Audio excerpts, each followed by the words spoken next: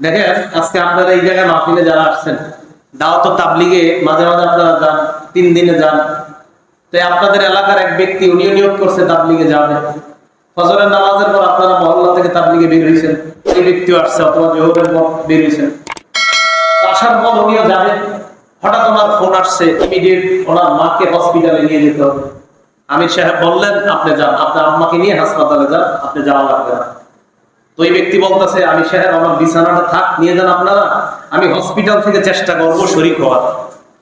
ওই ব্যক্তি হসপিটালে গেছে, যাওয়ার পর ওনার মায়ের যত কিছু আছে সব তার করতে হয়, খানা আনা নেওয়া, রক্ত ব্লাড কোথা থেকে কালেকশন করা সব। কিন্তু আমির সাহেবের বারবার আমির সাহেব আসতে মন চাইতেছে, কিন্তু পরিস্থিতির কারণে, ব্যস্ততার কারণে আসতে পারি না। এমন হতে পারে কিনা? এইবার হাদিসটা শোনেন, আবু দাউদ শরীফের 2508 নম্বর হাদিস। এই হাদিসের বর্ণনাকারীর নাম মুসা। এই মুসা হলেন নবীর সাহাবা আনাস ইবনে মালিক রাদিয়াল্লাহু তাআলা আনহুর ছেলে। তিনি বলেন আমার আব্বা নবীর সাথে জিহাদে গেছে। যাওয়ার পর নবীজি আনাস ইবনে মালিক রাদিয়াল্লাহু তাআলা আনহু এবং সাহাবাদেরকে বললেন লাকাদ তারাকতুম বিল মাদিনাতি আকওয়ামা, তোমরা যারা লড়াই করতে এসেছো এই জায়গায়, তোমরা একদম মদিনার মধ্যে রেখে এসেছো সাহাবা।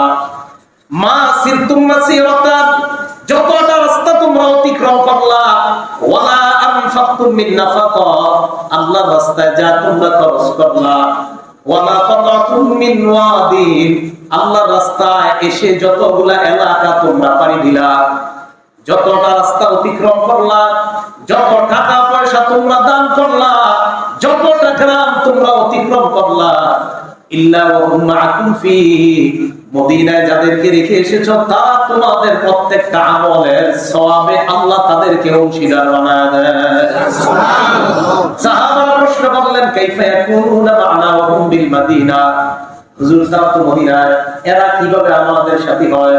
আল্লাহর নবী জবাব দিলেন হাবাসাহুমুল উযরু, ওজরের কারণে তারা আসতে পারে নাই। তাদের নিয়ত ছিল তোমাদের সাথে জিহাদের ময়দানে আসা, ওজরের কারণে তারা আসতে পারে নাই।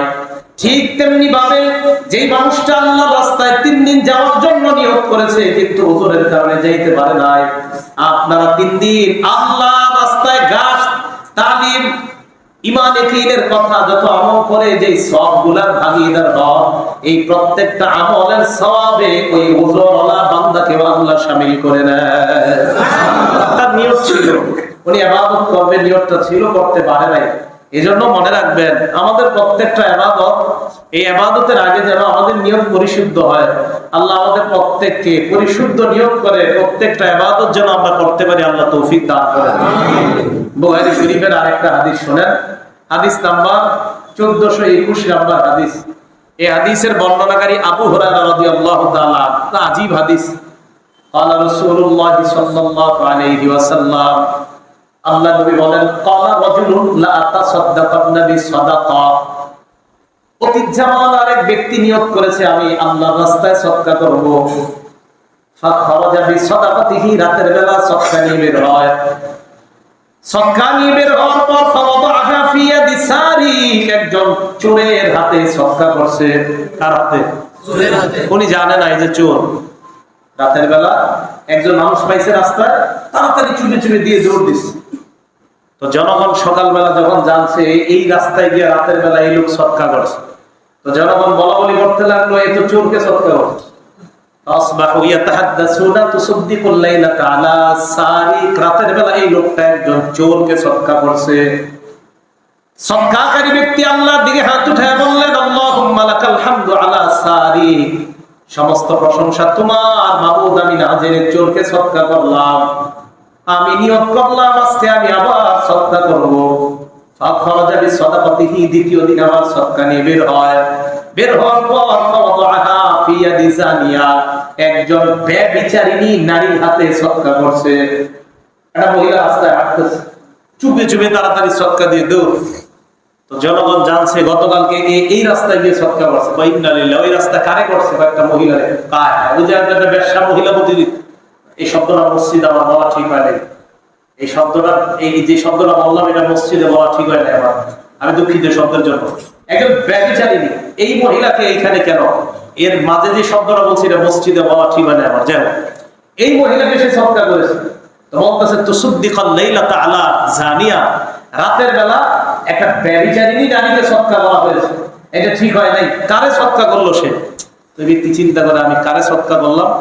এখন বলতেছে আল্লাহুম্মা লাকাল হামদু আলা জানিয়া, আল্লাহকে বললেন আল্লাহ আমি না জেনে একজন ব্যভিচারিণী নারীকে সৎকার করলাম, এটা আমি ঠিক করি নাই। লা তাসাদদাকানা বিসাদাকা, আমি নিয়ত করলাম আজকে আমি আবার সদকা করব। 3 নাম্বার দিন আবার সদকা নিয়ে বের হয়। ফাওয়াদাআহা ফি ইয়াদি গনিন, একজন ধনী মানুষের হাতে সদকা করছে। 3 নাম্বার দিন কার হাতে? টাকা চিন্তা করে গোমায় হাতে। তো উনি রাস্তায় ঘুরতেছে, এ মনে করছে গরিব মানুষ, সদকা করে দৌড় দিছে।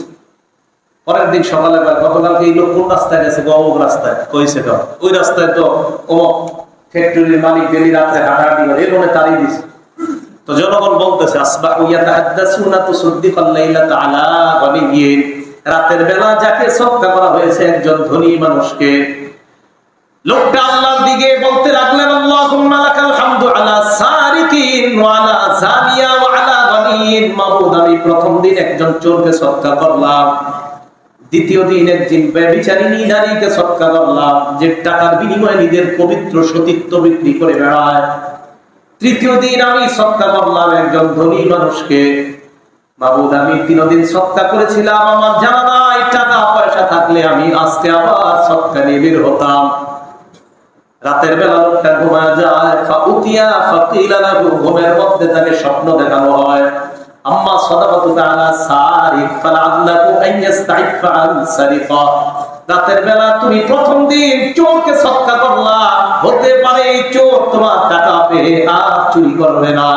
দ্বিতীয় দিন তুমি সদকা করলা একজন ব্যভিচারিণী নারীকে, ফালাল্লাহু আন তাস্তাইফা আন জিনাহা, এই নারীটা সদকা করার পর চিন্তা করবে আমি আমার সতীত্ব বিক্রি করে বেড়াইতাম, একজন মানুষ না জেনে অসহায় ভেবে আমাকে সদকা করে গেল, আমি নিয়ত করলাম আর আমি ব্যভিচার করব না।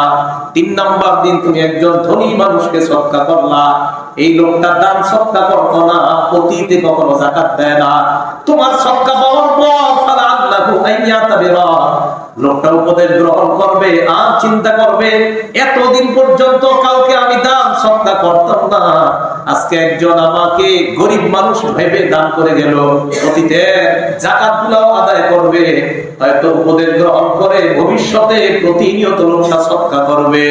স্বপ্নে তাকে জানায় দেওয়া হয় নিয়ত পরিশুদ্ধ হওয়ার কারণে তোমার 3টা সদকা আল্লাহ কবুল করে নিয়েছেন।